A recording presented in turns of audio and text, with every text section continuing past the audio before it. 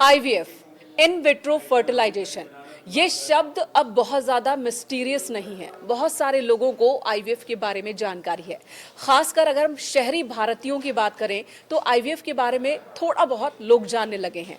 बावजूद इसके आईवीएफ के साथ बहुत सारे मिथ जुड़े हैं, बहुत सारा संशय जुड़ा है, बहुत सारी गलत जानकारियां जुड़ी हैं और बहुत सारे सवाल लोगों के जहन में होते हैं।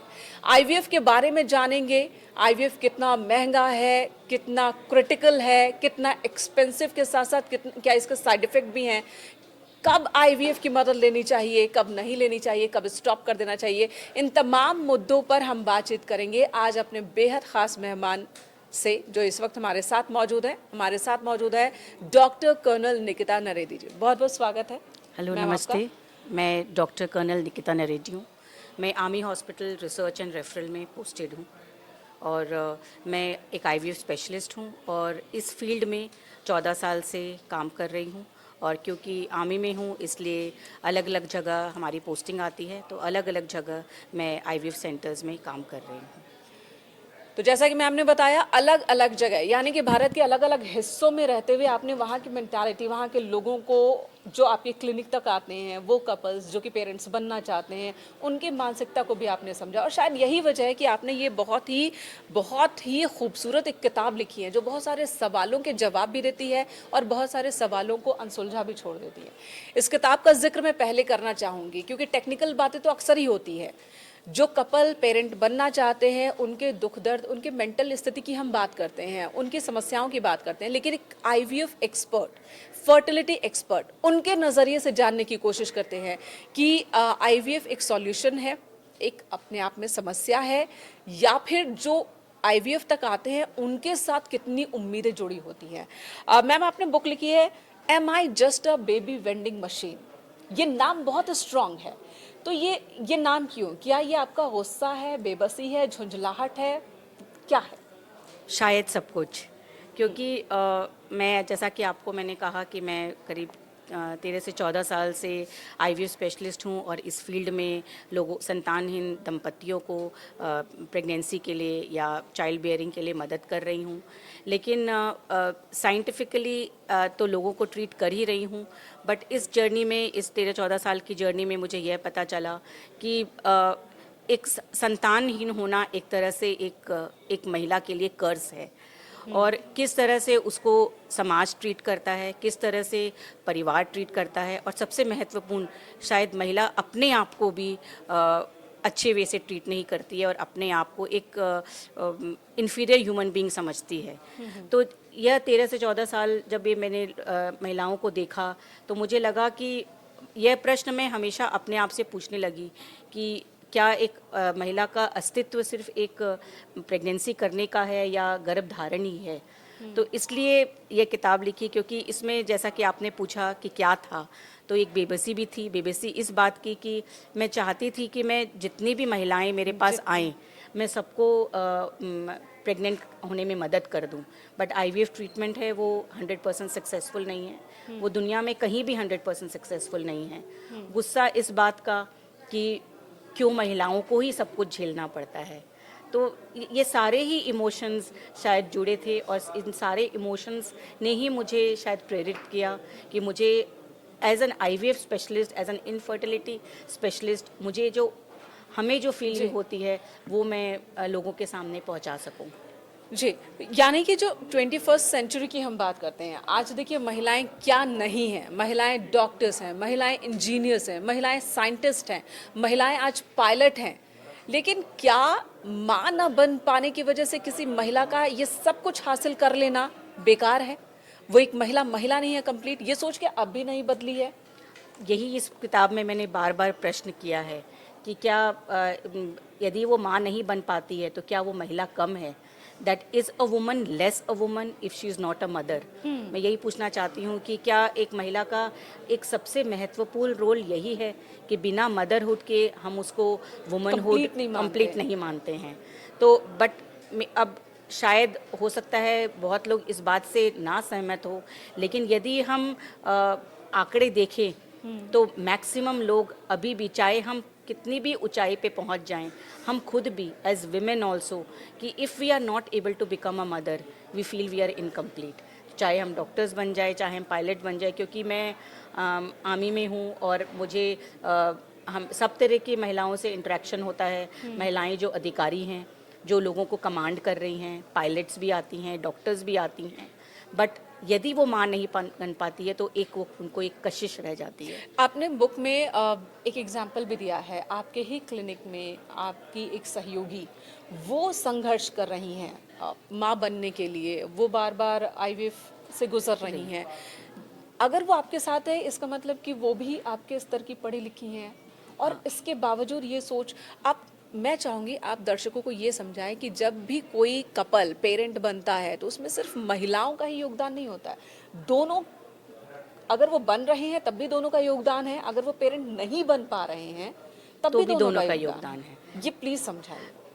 जैसा कि हम सभी जानते हैं कि संतान प्राप्ति के लिए, जैसा कि आपने कहा कि दोनों का ही योगदान है। एक दंपत्ति दोनों जब साथ में होते हैं तभी आप प्रेग्नेंट हो पाते हैं या आपको बच्चे होते हैं। तो यदि आप प्रेग्नेंट नहीं, एक लेडी प्रेग्नेंट नहीं हो पा रही है या यदि एक कपल को बच्चा नहीं हो रहा है, तो इसकी रिस्पॉन्सिबिलिटी सिर्फ एक वुमन की नहीं होती है। और हम यदि मोटे रूप से देखा जाए, यदि हम देखें कि इनफर्टिलिटी क्यों हो रहा है या संतानहीनता क्यों हो रही है, तो मोटे मोटे यदि हम आंकड़े में बताएं तो 30% causes are in the women, 30% causes are in the males, 30% are combined factors. यानी कि वो दंपत्ति जो हमारे पास आता है तो 30% ऐसे होते हैं जिनमें दोनों में कॉजेज होते हैं, और 10% ऐसे होते हैं जिनको हम अनएक्सप्लेन्ड इनफर्टिलिटी कहते हैं। यानी कि हमने सारे टेस्ट करवाए, हमने सारी मेडिकली सब कुछ ठीक है, मेडिकली सब कुछ ठीक है, लेकिन हम एग्जैक्ट कॉज नहीं ढूंढ पा रहे हैं कि महिला में प्रॉब्लम है या मेल में प्रॉब्लम है, लेकिन फिर भी वो प्रेग्नेंट नहीं हो पा रही, उनको अनएक्सप्लेन्ड इनफर्टिलिटी कहते हैं। बट मैं जो ये आप बताना चाहूँगी कि सिर्फ a woman is not responsible for infertility. If a woman is responsible for fertility or a male is responsible for this, a male is responsible for infertility also. आपसे मैं ये जानना चाहती हूँ, एक्सपीरियंस के माध्यम से बताइएगा कि क्या आपके क्लिनिक में भी ऐसी कोई फैमिली आई जिसने कहा हो आते साथ कि मैम अब हम यहाँ आए हैं, आपको कुछ भी करना है और हमें तो बच्चा चाहिए? ऐसे बहुत सारी वारदातें होती हैं। अलग अलग तरीके के लोग आते हैं। कुछ आते हैं बिल्कुल हताश होके आते हैं कि उन्होंने सब जगह अलग अलग क्लिनिक्स में चले गए हैं, सब करके देख लिया। और एक बहुत इंटरेस्टिंग है जो इन दिनों थोड़ा कम हुआ है, जो लास्ट 3-4 साल से देख रहे हैं। पहले तो वो हकीम से इलाज करवाते हैं, मंदिर में, मस्जिद में, गुरुद्वारे में जाके, उनका एक रोल है, लेकिन बहुत बार होता है कि वो गलत जगह फंस जाते हैं। तो मदर इन लॉज या मदर आपको बोलती हैं कि चलो उस हकीम के पास चलो, ये तावीज़ पहन लो, यहाँ चले जाओ। वो करके जब हार जाते हैं या फिर अलग अलग जगह दिखा के तब हमारे पास आते हैं, तो वो हताश दंपति होते हैं। कुछ होते हैं कि जो वो बिल्कुल एक झंडा गाड़ के आते हैं कि हम आईवीएफ सेंटर्स आ गए हैं, इसका मतलब हम यहाँ से बच्चा लेकर ही जाएंगे। बट आईवीएफ सेंटर में, या जिसको हम एआरटी सेंटर भी कहते हैं, एआरटी का मतलब होता है असिस्टेड रिप्रोडक्टिव टेक्नोलॉजी सेंटर, यानी कि कृत्रिम गर्भधारण।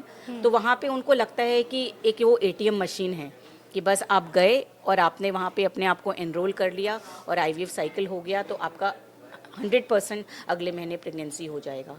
तो इसलिए अलग अलग धारणा से लोग आते हैं। कभी समझाया आपने, समझाने की कोशिश की, या ऐसे लोग जो बहुत रिजिड हो जाते हों, या कोई सास या ससुर आ रहे हैं और कह रहे हैं कि हमारी बहू प्रेग्नेंट नहीं हो रही है तो आपको तो ठीक कर देना है इसको, इस तरह से? ऐसे भी इंटरेक्शंस होते हैं जब क्योंकि जो महिला कंसीव नहीं कर पाती है उनके लिए हमें भी पता है कि समाज में कैसे कैसे शब्दों का इस्तेमाल होता है कि ये बांझ है, ये किसी काम की नहीं है, ये तो महिला ही नहीं है, मनहूस है।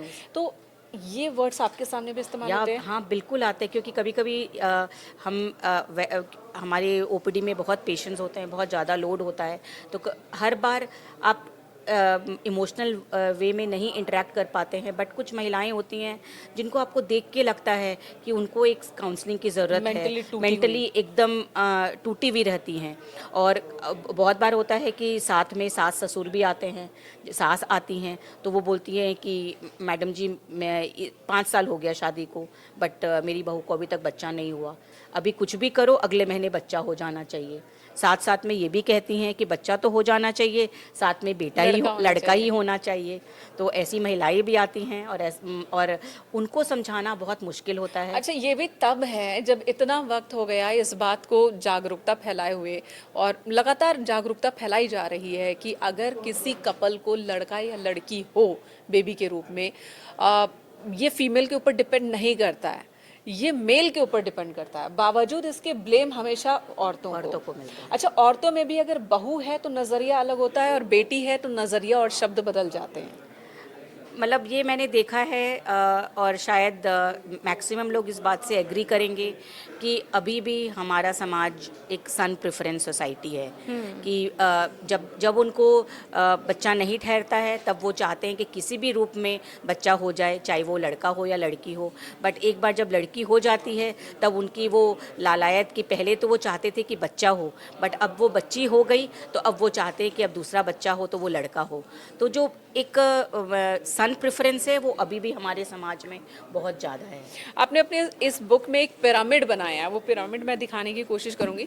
जिस पिरामिड में आपने कैटेगराइज किया है, जो सबसे नीचे बहुत दबी कुचली एक महिला की तस्वीर है जिसे बेबी नहीं है। सेकेंड लेवल पे वो महिला है जिसे बेबी तो है लेकिन गर्ल चाइल्ड है, एंड द विनर इज वो वुमेन जिसे बेबी भी है और जिसे बॉय चाइल्ड है। तो वो विनर की तरह देखी जाती है समाज में, ये अब भी है। हाँ बिल्कुल अब भी है कि जैसा कि मैं आईवीएफ करने के आपने पहले आपने गायनेकोलॉजिस्ट एक थी। बात मैं और जोड़ूंगी, अपने किताब में मैम ने ये लिखा है कि क्या मेरे पेरेंट्स भी मेरे जन्म पर ऐसे ही दुखी हो गए होंगे, निराश हो गए होंगे, ये सवाल आपके जहन में आता रहता है? नहीं, मेरे पेरेंट्स उनको ये जहन में नहीं आया, बट मैंने ये जो लिखा है प्रश्न कि क्या मेरे परिवार वाले भी बहुत खुश नहीं हुए थे जब मैं हुई थी, ये जहन में मेरे आता है कि क्योंकि हमारा समाज ऐसा है। और मैं बहुत बार अपने माता पिता से ये प्रश्न भी करती हूँ कि क्या आपको भी ऐसा लगा था, बट मुझे कभी ऐसा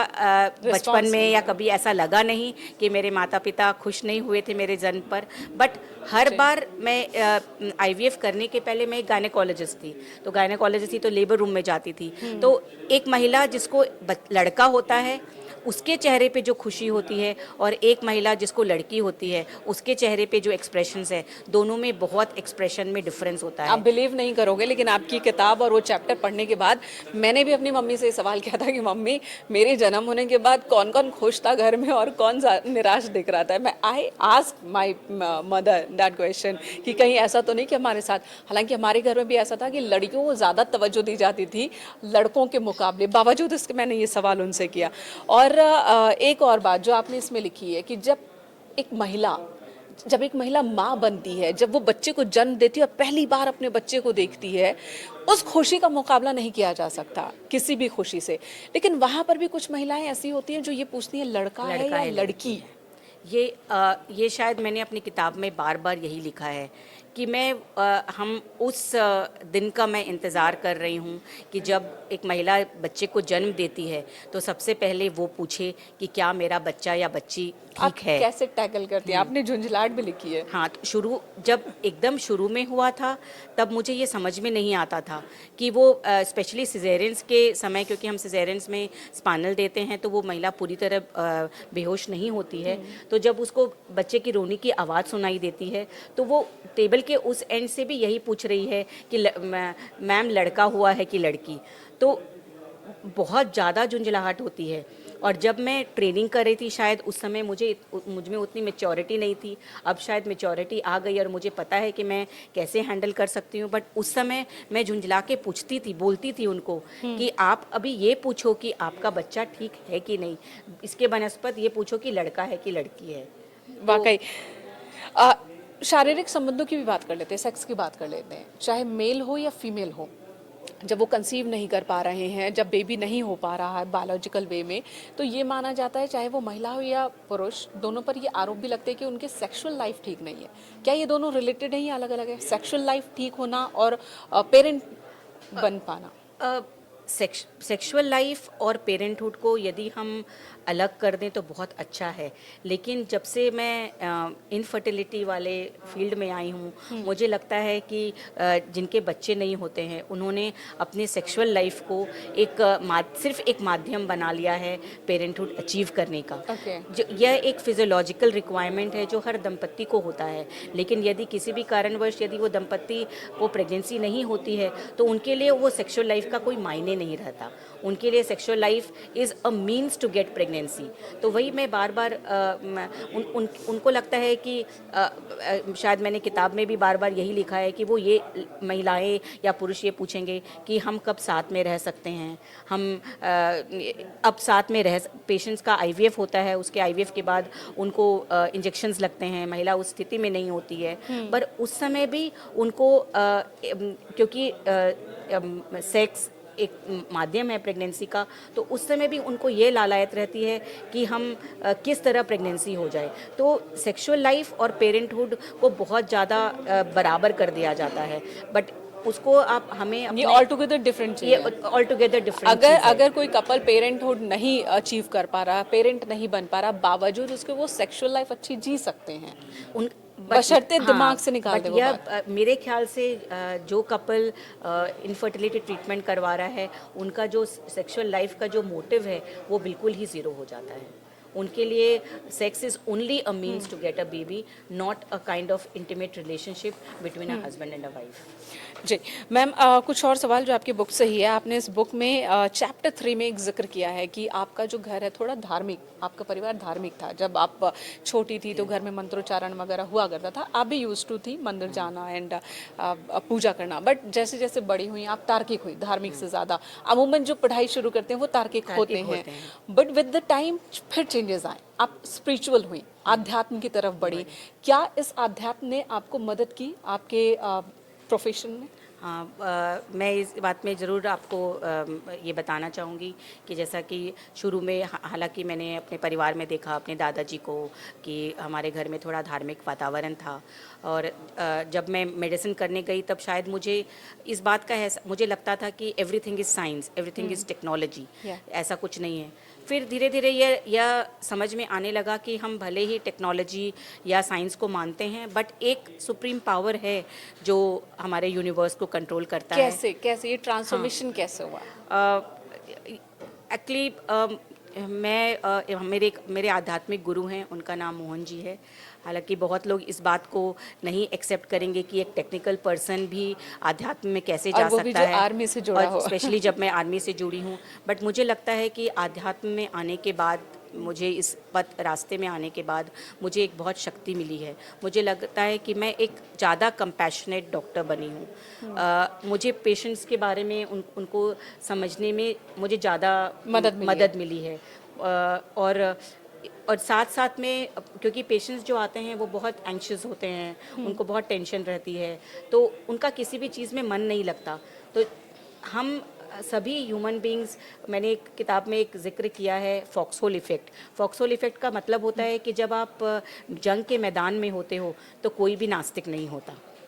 यस तो उसको फॉक्सहोल इफेक्ट कहते हैं कि उस समय सब उस भगवान को, चाहे वो दिल से मानता हो या मुंह से बोलना नहीं चाहता, सब उस भगवान को याद करता है। तो मुझे लगता है कि ये भी एक उनके लिए एक जंग का मैदान है। तो जब आप आध्यात्म में या ईश्वर में जुड़ते हो तो आपको एक थोड़ी सी स्थिरता मिलती है। तो एक तो प्रोफेशन भी हमारा ऐसा है जिसमें काफ़ी एक्सपेक्टेशंस हैं कि पेशेंट्स के भी कि उनको रिजल्ट्स अच्छा दें।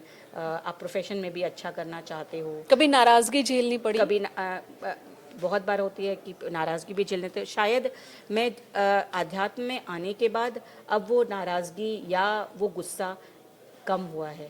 पहले जो शायद 6 साल पहले नहीं था वो था, अब वो 6 साल बाद वो कम हो गया है। ये नहीं कहती हूँ कि हम बिल्कुल ही बदल जाते हैं, बट डेफिनेटली आपको, आप ईश्वर से जुड़ते हो या आध्यात्म में आते हो तो आपको वो एक स्टेबिलिटी प्रदान करती है। मैम, आईवीएफ ये साइंटिफिक वे है, लेकिन साइंटिफिक वे होते हुए भी समझिए कि ईश्वर का काम आपने अपने हाथ में ले रखा है। एक जो एक्सपर्ट होते हैं, आईवीएफ एक्सपर्ट, जो लोग पहुंचते हैं क्लिनिक तक, वो तो इसी उम्मीद से पहुंचते हैं, जो ईश्वर ने नहीं दिया हमें डॉक्टर साहिबा दे देंगी।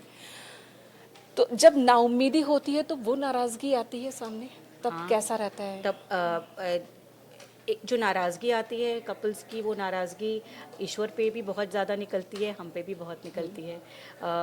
ईश्वर पे तो वो एक्सप्रेस कर सकते हैं, हम हमारे सामने पेशेंट्स रो लेते हैं, या वो बार बार यह प्रश्न करते हैं कि हाँ, क्यों नहीं हुआ, वो जानना चाहते हैं। हम हर बार आईवीएफ फेलियर्स का कारण नहीं बता पाते हैं। ऑल्दो आईवीएफ सक्सेस के बहुत सारे कारण होते हैं या फेलियर्स के भी बहुत सारे कारण होते हैं, बट वो हमेशा जानना चाहते हैं कि क्यों नहीं हुआ। क्यों नहीं तो हुआ? बहुत बार होता शायद है, इस क्यों में कुछ उम्मीद की किरण वो ढूंढते हों। उम्मीद की किरण भी ढूंढते हैं और बार बार वो अपने आप को ब्लेम करते हैं कि वाई अस, क्यों मेरे। बहुत बार होता है कि हमने 7 पेशेंट का एक साथ केस किया, उस 7 केस में जब बहुत बार होता है अच्छा बैच का रिजल्ट आता है तो 7 में 5 पॉजिटिव हो जाते हैं। तो जब वो 2 जिनका नहीं होता है और बार बार यही प्रश्न करते, अपने आप से भी प्रश्न करते हैं, ईश्वर से भी प्रश्न करते हैं। ऐसे कपल्स को या ऐसी फैमिली को आप क्या कहना चाहते हैं? हमारे माध्यम से बताइए कि मतलब इतने निराश होने की ज़रूरत नहीं है। ठीक है, बीइंग अ पेरेंट बहुत खूबसूरत एहसास है, लेकिन अगर पेरेंट नहीं है तब भी ज़िंदगी खूबसूरत है। ये बात बताना बहुत ज़रूरी है, बट एक्सेप्टेंस बहुत कम है कि यदि आईवीएफ सक्सेस नहीं होता है तो बहुत बार होता है हमें बोलना होता है कि हमने बहुत कोशिश कर ली, आपने भी बहुत कोशिश कर ली, बट आपको अब ज़िंदगी में आगे बढ़ना पड़ेगा।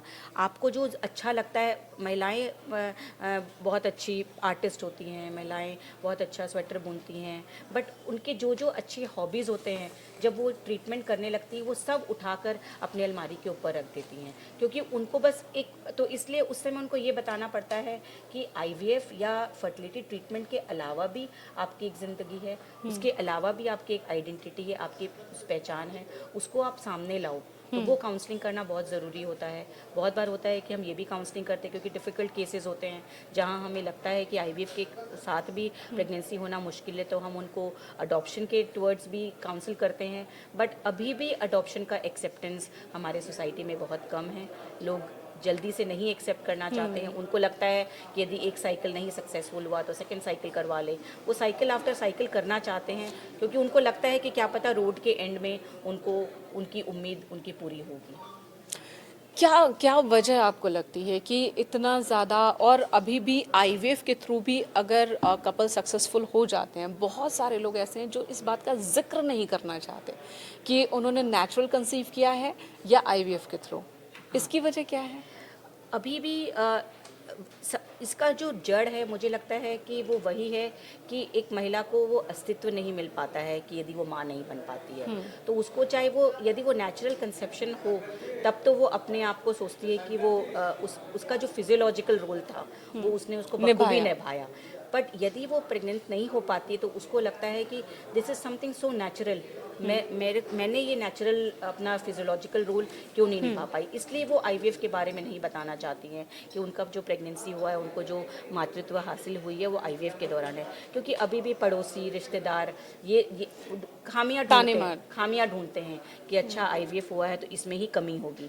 बहुत बार होता है मेल इनफर्टिलिटी होता है, मेल्स को कारण अच्छा, होता है। मेल्स क्या आगे आ रहे हैं? समाज बदला है, लड़के आगे आ रहे हैं अपना चेकअप कराने के लिए कि अगर नहीं कंसीव कर पा रहे हैं एक कपल के तौर पे तो मुझ में ही चेक कर लो, या अभी भी छिपाना है? ये आपको दोनों तरह के लोग मिलेंगे, क्योंकि जो आते हैं इनफर्टिलिटी ट्रीटमेंट के लिए तो जब उनकी जांच होती है तो मेल्स और फीमेल्स दोनों का ही इन्वेस्टिगेशंस करवाना पड़ता है।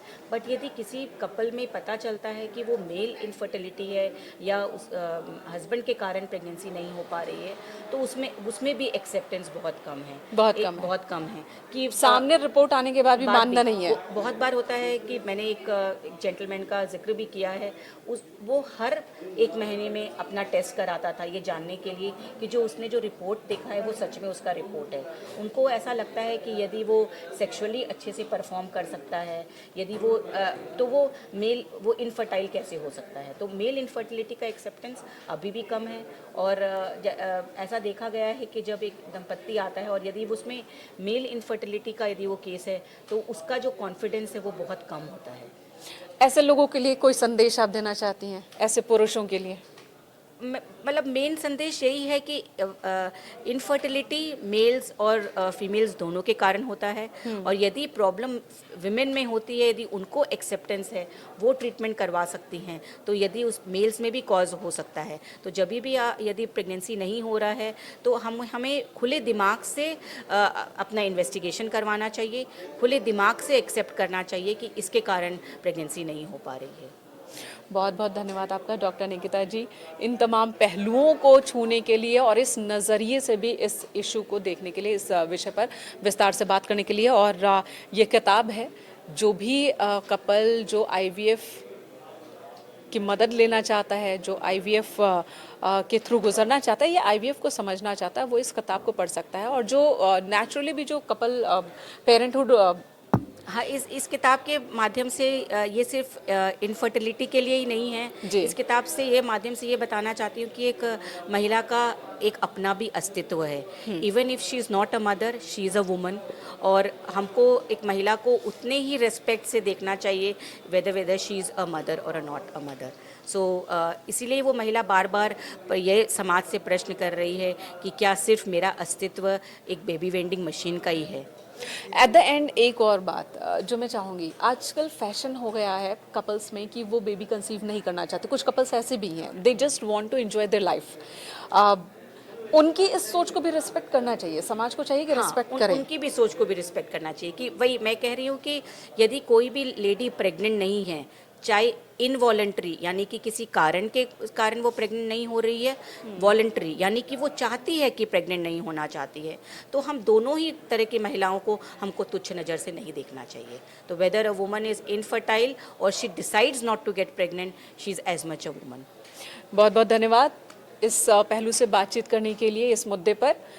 एंड आई होप लोगों को एक संदेश दे सके और अपनी महिलाओं को समाज में एक हम चाहे कितना भी सशक्तिकरण करें, बट यहाँ पर आकर शायद हम वीक हो जाते हैं। बट महिलाओं को भी उतना ही स्ट्रांग होना ज़रूरी है जितना कि फैमिली को और समाज को होना है। बिल्कुल, मुझे भी लगता है कि अगर महिलाएं स्ट्रांग होंगी, शुरुआत वहीं से करनी होगी, क्योंकि समाज तो नहीं बदलने वाला। हम जितना जिसको फ्रीडम देंगे कि हमें दबाए, वो उतना दबाएगा, वो उतने कमेंट करेगा। तो शुरुआत यहीं से करनी होगी कि हमें उस कमेंट को लेना नहीं है, कोई कुछ भी कहे।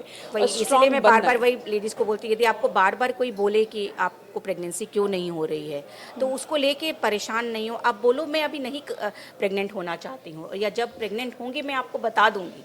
आप मेरे से हर महीना मत पूछो कि प्रेगनेंसी कब होगी। एक बार फिर से बहुत बहुत धन्यवाद आपका हमारे साथ शो का हिस्सा बनने के लिए।